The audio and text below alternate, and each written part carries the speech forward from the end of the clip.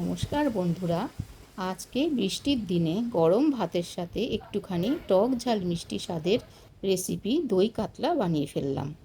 দই কাতলা বানাতে লাগবে নুন এবং অল্প হলুদ দিয়ে মাখা মাছ, গোটা গরম মশলা, পেঁয়াজ বাটা, কাঁচা লঙ্কা, আদা রসুন বাটা, জিরে ধনে গুঁড়ো, টক দই, আমন্ড এবং কাজু বাটা।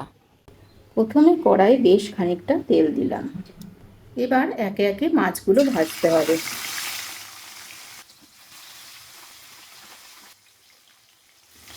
মাছগুলো একটু লাল করে ভাজতে হবে।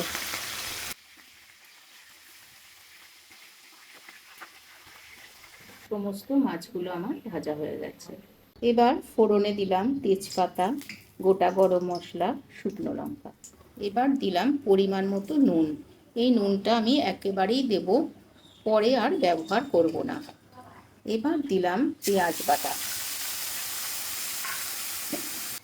তেলের মধ্যে নুন দেওয়ার একটা উদ্দেশ্য হলো, যখন পেঁয়াজ বাটাটা আমরা দিচ্ছি তখন ছিটকাবে না। পেঁয়াজটা একটু ভাজা ভাজা করতে হবে। যখন এইরকম তেল ছাড়বে তখন তার মধ্যে দিতে হবে ধনে গুঁড়ো এবং জিরে গুঁড়ো। আপনারা মাছ বুঝে আন্দাজ মতো দেবেন।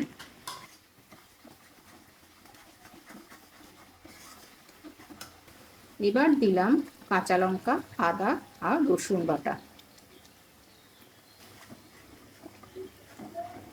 এবার আরেকটু নেড়ে নিতে হবে। যখন মশলা থেকে একটা সুন্দর গন্ধ বেরোবে তখন তার মধ্যে অল্প সামান্য একটু জল দিতে হবে।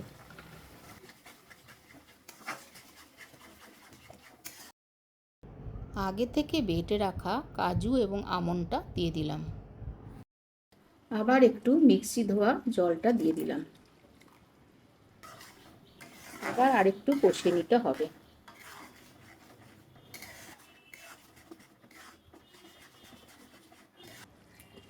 এবার ফেটিয়ে রাখা টক দইটা দিয়ে দিলাম।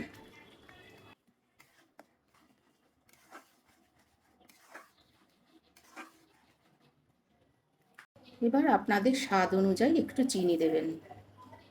আর একটু নেড়ে নিলাম। এবার একে একে মাছগুলো ছেড়ে দিচ্ছি।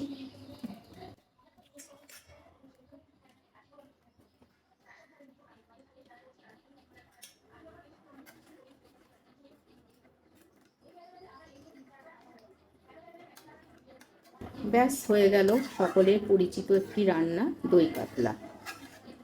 আশা করি এই রান্নাটি আপনাদের সকলের ভালো লাগবে। আর ভালো লাগলে অবশ্যই একটা লাইক, শেয়ার, কমেন্ট করতে ভুলবেন না।